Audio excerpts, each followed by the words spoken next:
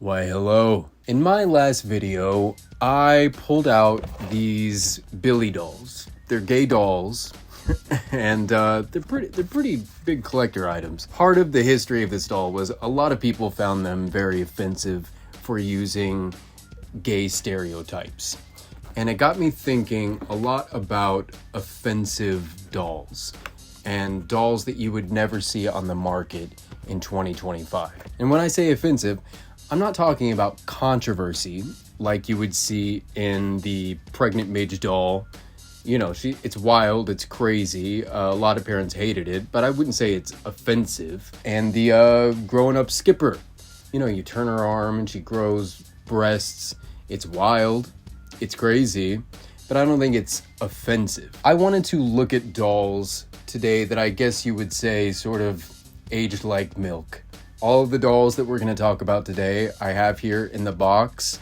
You know, a lot of them we're going to open up. One thing I'm not going to be talking about on this video are those like really old dolls that just have racism completely sewn in, that just use straight up minstrelsy, that kind of stuff. That's too dark. That's too dark. I'm going to focus on stuff from the past 40 years or so. Let's just bring out a couple of Barbie dolls that I can definitely see why people would be offended by. Okay, first up, 1981. We have got Oriental Barbie. You know, it was a different time, and it doesn't make it any more acceptable. And you know, a couple years after this and further on when they made real like dolls of the world, you saw Japanese Barbie and Korean Barbie. They were actually being very specific to different countries in that continent. It does specify that she is from Hong Kong, even though everything is very general, and it really talks about how exotic this Barbie is. It even says, "Come visit the Orient. I know you will find it exotic and interesting." I mean, there's a lot that's pretty problematic. This was the first Barbie to use a sculpt with Asian features. This was on a lot of people's lists for, you know, controversial Barbies. Yeah, we're Oriental Barbie. I'm even uncomfortable saying that, but that's what she's called. So here she is. Now, another one that I'm sure a lot of you Barbie people have heard about is not half as obviously problematic as the last one, but it would be Teen Talk Barbie from 1992. One of her phrases, she's a talker, was "math class is tough." And that got a lot of people saying that this was just misogynist and it wasn't good for their kids. It even led to the whole Malibu Stacy plotline on The Simpsons. It was just a big talking point in American culture. I wish they taught shopping in school. Mattel did reissue the doll with that phrase removed, and there was a time when dolls that said that phrase were selling for over $500 in the box. And I honestly don't know if this one actually has that phrase.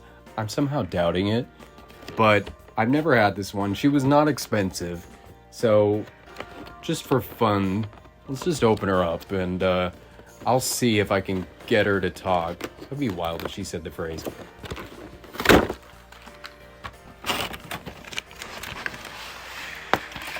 Okay, here she is. She has some accessories and her batteries in here. She's a cute, very 90s looking Barbie. I don't know. I'm not that crazy about her outfit, really, but it's definitely early 90s with some added color and stuff. Over 30-year-old batteries and still working, so let's see. What do you like for a snack? I don't know, like pretzels? What do you... Summertime is party time. You're right about that. You're right. No, she's right. Ask your friend to come along. Okay, I don't have any friends. Let's go shop for dresses. You said that. What do you like for a snack? Summertime is party time. It said in the box that each of them says 4 different things. I think Summertime is party time. this is definitely Ask one your friend to come along. where the phrase was removed. Let's go shop for dresses. I kind of felt like I would have hit the jackpot if she just said math class is tough. But she didn't. What do you like for a snack? She doesn't say it. But yeah, overall, she's cute. And you know, I've always thought that all of the Barbie talkers, even back to the 60s, have always said the most banal, boring, just insipid things. This is one of the controversial Barbies. So, could be worse. Definitely misogynistic. But I think compared to what I'm about to pull up next, this is gonna seem like child's play. Yes, you're reading it right. These are called Ghetto Kids. And, whew, that is a name. That is a name. And as you can see, they are dressed in raggedy clothing, and each doll comes with a trash can.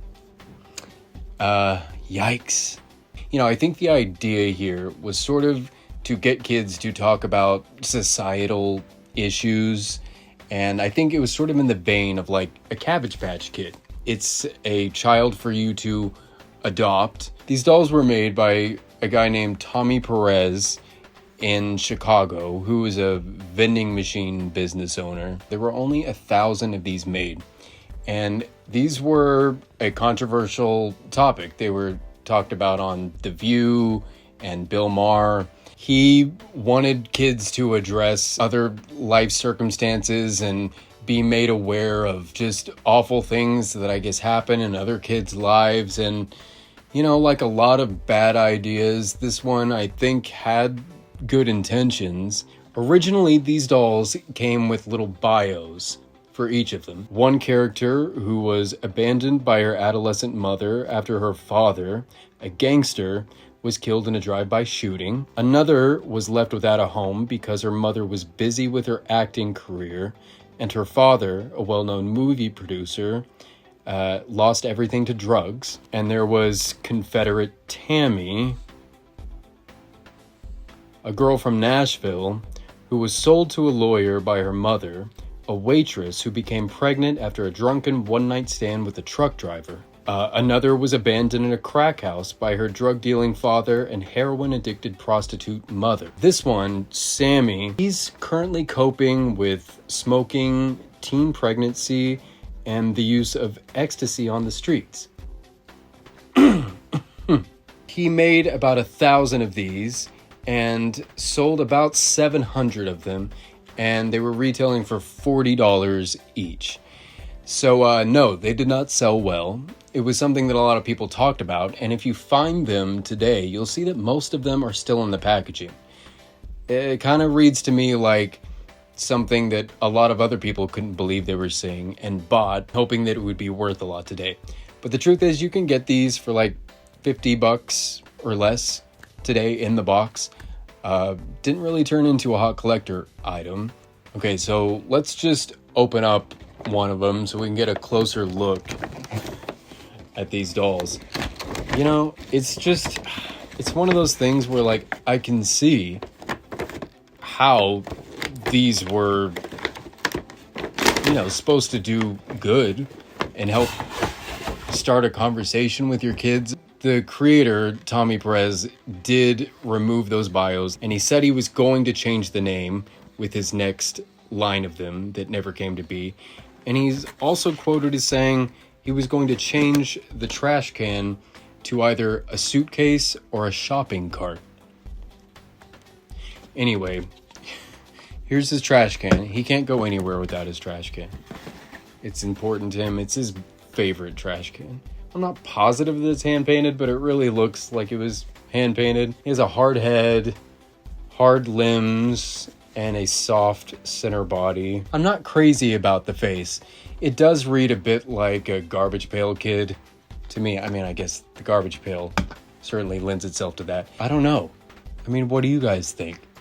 Is this just completely out of line? It definitely makes me uncomfortable. I wasn't thrilled about shooting this video, but I did think that this was just interesting, that somebody somewhere thought that this was a great idea. And he did admit that the name was an attention getter, and it definitely got people talking. I think that the bios that came with these dolls were even wilder than calling them Ghetto Kids. How about we go to this other pair of dolls that I got that was definitely not made, I would say, with the best of intentions. How about the trailer trash dolls? These were created by an artist in San Francisco who was taking Barbie dolls and putting them in different wigs and makeup and clothes, and then Mattel sued him and the store that was helping putting them on the shelves. Eventually, he and the store owner, because they lost that suit, created their own dolls. There wasn't just this one, there was trailer trash, there was drag queen. I mean, even selling these two together as if they're the same thing, the box says, "I'm inbred. My daddy says I'm the best kisser in the county. Conceived in a gas station bathroom, born in the back of a station wagon in the Bolorama parking lot on league night. Possessed of an IQ that makes her ancestors proud, she is the first of her family to make it through the 3rd grade. She would have finished the 4th if she had not made the mature decision to stay home with her firstborn son. Also a model working mom. Even after a hard day gathering carts at the Honkin' Holler, she still finds time to carve and fry the Christmas bologna." I don't think it's really necessary to point out that referring to a whole subset of people as trash is pretty offensive. I don't know. I guess I would give it more of a pass if I found it really funny. And I don't know. Maybe there's somebody watching this right now who is just laughing their ass off because they do think it's really funny. I don't know. I don't see it. I mean, I do kind of want to open her, not because I like her, but because this is a toy channel, and that's what we do. So, let's open her up. The company was called Arsenic and Apple Pie. Here she is. Oh, she's got a part to cut out. I know. She seems to be like... her head doesn't really turn. Her head's very sticky. She's got a cigarette hanging out of her mouth. She's got a little pig, comes with her. She's got, blonde hair with really dark roots. And the other one I have here is just drag queen. The box on this is not as outlandish. This queen is a major alcoholic, and she was voted in school most likely to be found drunk in a gutter. And really not a great representation of drag queens in general, but yeah, male doll, as you can see. The hair is not a wig, it's rooted on there. The makeup is better than the one on the trailer trash doll, and it's got a string of pearls, pretty ugly dress, white matching purse here. I don't know. The maker of the doll said it was to laugh at all of the different stereotypes in our culture. If I thought it was really funny, if there was a lot of clever things happening here, but this is just like, I'm a drag queen. Haha. The company did sort of go down in flames. A new co-owner was brought in, and they released like a talking pregnant doll. Trailer trash and drag queen. I don't mean to be like the woke police with this video. That's not the point. I'm just looking at dolls that a lot of people have taken offense to, and I can see why. I think about those, unhoused dolls, the Ghetto Kids, and there was also like from the 60s, Little Miss No Name. There was another one I think named Pearl that came out. There was also the Oreo Barbie. But that just seems like an accident to me. They did so many product tie-ins with Barbies. What offensive dolls out there have I missed or that you think are worth discussing? And have you seen any of these before? Do you have them? Are you interested? Do you want to get any of them? Let me know in the comments. Sound off. I want to know your thoughts. I hope you guys enjoyed this video. Please subscribe and like and comment, and thank you so much. I will see you next time. Bye.